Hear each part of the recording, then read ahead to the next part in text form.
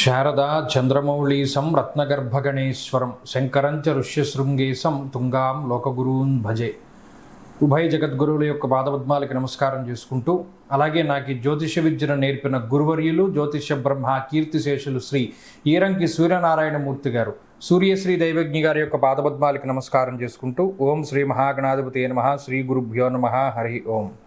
వీక్షకులందరికీ నమస్కారం. ఆగస్ట్ మాసమందు ఏ విధమైనటువంటి గ్రహస్థితి ఉండబోతూ ఉన్నది, అలాగే ఆగస్టు నెలలో ఉండేటువంటి కుజగ్రహ మార్పు లేదా శనేశ్వరుని యొక్క వక్రగతి ఫలితము లేదా రవిగ్రహ మార్పు ఇత్యాది ఫలితాలు ద్వాదశ రాశుల మీద ఏ విధమైనటువంటి ప్రభావాన్ని చూపించబోతూ ఉన్నాయి, లేదా ఆ నెల రోజుల పాటు ఏ విధమైనటువంటి గ్రహస్థితి వల్ల ద్వాదశ రాశుల వారు ప్రభావాన్ని పొందబోతూ ఉన్నారు అనేటువంటి విషయాన్ని చాలా క్లుప్తంగా ఈ వీడియో ద్వారా తెలుసుకునేటువంటి ప్రయత్నం చేద్దాం. ముఖ్యంగా ఈ శాస్త్ర సంబంధమైనటువంటి విషయాన్ని అతి పురాణ గ్రంథమైనటువంటి గోచార దర్శిని వంటి ఉత్కృష్టమైనటువంటి గ్రంథం ఆధారంగా పూర్తి శాస్త్ర ప్రమాణాలతోటి ఈ విషయాలన్నింటినీ కూడా చెప్పడం జరుగుతూ ఉన్నది. ముఖ్యంగా ఈ ఆగస్టు మాసంలో ఉండేటువంటి గ్రహస్థితిని గనక గమనిస్తే, ఆగస్టు 2వ తారీఖున ఉత్తరా నక్షత్రం 2వ పాదంలోకి శుక్రుని యొక్క సంచారము జరుగుతూ ఉన్నది. అనగా శుక్రుడు తన యొక్క నీచక్షేత్రమైనటువంటి కన్యలోకి ప్రవేశం చేస్తారు ఆగస్టు 2వ తారీఖు నుండి. తదుపరి మాసం అంతా కూడా ఆయన అక్కడే సంచారం చేస్తారు. అలాగే 3వ తారీఖున మృగశిర నక్షత్రం 3వ పాదంలోకి కుజుని యొక్క సంచారం జరుగుతుంది. అనగా మిథున రాశిలోకి కుజుని యొక్క సంక్రమణం జరిగి ఆ నెలంతా కూడా కుజుడు అదే రకంగా ఆయన సంక్రమణం చేస్తూ ఉంటారు. అలాగే 18వ తారీఖున సూర్యుని యొక్క మార్పు, ఇప్పటి వరకు కర్కాటక రాశిలోకి ఆయన యొక్క సంచారం సాగింది. 18వ తారీఖున కర్కాటక సంక్రమణాన్ని వదిలిపెట్టి ఆయన సింహరాశిలోకి ఆయన యొక్క సంక్రమణాన్ని ప్రారంభం చేస్తారు. అంటే 18వ తారీఖు నుండి మాసం చివరి వరకు కూడా రవి యొక్క గమనము అనేటువంటిది సింహరాశిలోనే ఉంటుంది. ఆ తదుపరి మాసం చివరిలో 23వ తారీఖున మఖా నక్షత్రం 1వ పాదంలోకి బుధుని యొక్క సంచారం జరుగుతుంది. అంటే ఈ మాసంలో చాలా రోజుల పాటు కర్కాటక రాశి అందే సంక్రమణం చేసినటువంటి బుధ గ్రహము నెలాఖరులో 23వ తారీఖున సింహంలోకి మారతారు. అయితే ఈ మాసంలో గురుడి యొక్క స్థితిగతులన్నీ కూడా కర్కాటక రాశిలోనే ఆయన యొక్క సంక్రమణం సాగుతూ ఉన్నది కాబట్టి ఫలితాలన్నీ కూడా అక్కడి నుండి తీసుకుంటాం. అలాగే శనేశ్వరుని యొక్క స్థితి వక్రగతిలో ఉన్నది. ఆయన మీనరాశి యందు వక్రించి సంచారం చేస్తూ ఉన్నారు. ఆ ఫలితాలను దృష్టిలో పెట్టుకోవాలి. కుంభరాశి యందు రాహు ఉన్నారు. అలాగే సింహమందు కేతుగ్రహం ఉన్నటువంటి పరిస్థితుల్లో ద్వాదశ రాశులపైన ఈ గ్రహస్థితి ఆగస్టు మాసమందు ఏ విధంగా ప్రభావాన్ని చూపించబోతూ ఉన్నది.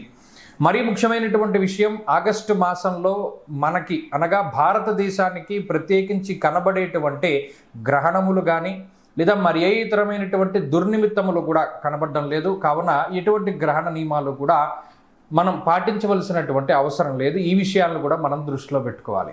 ఇక ఫలితాల విషయాన్ని మనం చూద్దాం. సింహరాశి వారికి ఈ మాసంలో ఉండేటువంటి గ్రహస్థితిని కనుక గమనిస్తే చూడండి, ప్రతిదీ ప్రతికూలంగా మారి ఉన్నది. అన్ని గ్రహాలు 12వ స్థానంలోకి చేరిపోయాయి. రవి కానీ, బుధుడు కానీ, లేకపోతేనేమో గురుడు కానీ, ఇవన్నీ 12వ స్థానంలో ఉంటే, కేతు జన్మరాశిలో ఉండి అష్టమంలో శని, అందులోనూ వక్రగతిలో ఉండి రాహు సప్తమంలో ఉన్నారు. అంటే ఏమున్నాయి కాపాడడానికి గ్రహాలు? మరి అక్కడ ఒక్క గ్రహం నిలబడి ఉన్నారు, కుజుడు. లాభస్థానమందు కుజుడు ఉన్నారు. సంతోషమర్ధలాభశ్చ అన్నారు. ఇక్కడ రవి ఖర్చును పెంచుతారు, గురువు ఖర్చును పెంచుతారు. శుభమూలౌ వ్యయశ్చైవ, అలాగే స్వస్థాన నాశనం చైవ. మీరు ఉన్న చోట ఉండకుండా చేస్తారు ఒకరు, ఖర్చును పెంచుతూ ఉంటారు ఒకరు, లేకపోతేనేమో మానసికంగా మిమ్మల్ని కృంగదీసేటువంటి చర్యలు చేస్తూ ఉంటారు ఒకరు. ఒకే చోట ఏకాగ్రతని ఉంచనివ్వకుండా పలు రకరకాలైనటువంటి ఆలోచనల వర్షాన్ని కురిపిస్తారు ఒకరు. అలాగే ఆదాయ మార్గాల్ని పెంచుకుందాం అనుకుంటూ ఉంటే ఎక్కడికక్కడ దానికి గడ్డి కొడుతూ ఉంటారు ఒకరు. అంటే ఇలా ప్రతి గ్రహము ఒక్కొక్క రకంగా ఇబ్బంది పెడుతూ ఉంటే నానా కార్య విరోధశ్చాత్ అన్నారు. ఇంకొకరు మరీ దారుణంగా అసలు ఏ పని ప్రారంభం చేయకుండా, ఏ పని ముందుకు సాగకుండా మానసికమైనటువంటి ఆందోళనని పెంచి పోషిస్తూ మిమ్మల్ని మానసికంగా కృంగదీస్తారు ఇంకొక ఆయన.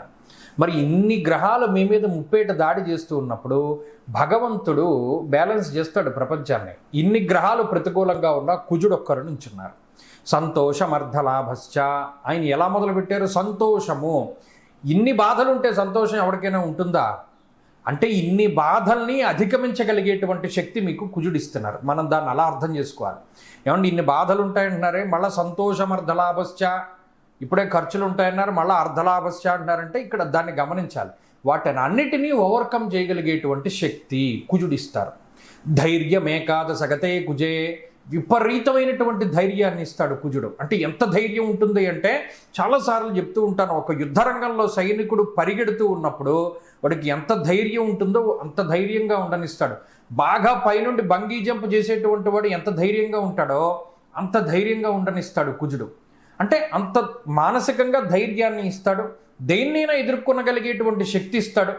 మీరు చూడండి, ఒక గొడ్డలిని దాన్ని టక్ టక్ టక్ టక్ కొడితేనే కానీ దానికి ఆ షేప్ రాదు, దానికి అంత పదును రాదన్నట్టుగా సింహరాశి వారి మీద పడుతూ ఉంటుంది. పైనుండే ఒక చెట్టు కింద కూర్చున్నట్టు సింహరాశి వాళ్ళు, ఒక కొబ్బరికాయ పడుతుంది, రెండోది పడుతుంది, మూడోది పడుతుంది, పడి పడి పడి ఇంకా తలకాయ మీద పడ్డకాయ పగిలిపోతూ ఉంటుంది. అంటే ఇంతగా అది గట్టి పడిపోతుంది, ఇంకా దానికి దెబ్బలు తగలడం మానేసి. అంటే ఇవి పడక మానవు. కానీ కుజుడు ఏం చేస్తున్నాడంటే స్ట్రెంగ్తన్ చేస్తాడు. ఈ మాసంలో ఇదంతా జరుగుతుంది. మీ అన్ని రకాలుగా ఇబ్బందులు వస్తాయి. ఆర్థిక ఇబ్బందులు వస్తాయి, అనారోగ్య సమస్యలు వస్తాయి, బంధుమూలకమైన ఇబ్బందులు వస్తాయి, ఉద్యోగపరమైన ఇబ్బందులు వస్తాయి.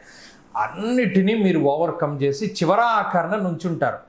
ఎవరెస్ట్ ఎక్కేటప్పుడు చూడండి, ఎన్ని అవాంతరాలు వచ్చినా చివరాఖరికి ఎక్కి పైన జెండా బాతుతారే, ఆ విధంగా సింహరాశి వారి యొక్క పురోగతి కనబడుతూ ఉంటుంది. ఇది ఖచ్చితం. ఆగస్టు నెలలో ఖచ్చితంగా ఇది కనబడుతుంది. కాబట్టి సింహరాశి వారి యొక్క స్థితిగతులు ఈ విధంగా ఉన్నాయి. అన్ని ఇబ్బందులు ఉన్నాయి, అన్నిటినీ దాటుతారు సింహరాశి వారు. దీనికి దైవబలం కూడా చాలా ముఖ్యము. ఏ దైవాన్ని ఆరాధన చెయ్యాలి అంటే ఎక్కువగా దక్షిణామూర్తి యొక్క ఆరాధన చేస్తూ ఉండడం చెప్పదగినటువంటి సూచన. గురువారాలు నిష్టగా ఉండడము, వీలున్నంత వరకు అనఘాష్టమి అంటే అష్టమి తిథి రోజున కృష్ణపక్షంలో చక్కగా దక్షిణామూర్తి ఆరాధన కానీ, దత్తాత్రేయ స్వామి వారి యొక్క ఆలయాన్ని దర్శించడం కానీ, లేదా గురువారాలు నిష్టగా ఉండడం కానీ చేస్తే కూడా మీకు మరింత మంగళకరంగా, జయకరంగా ఉంటుంది.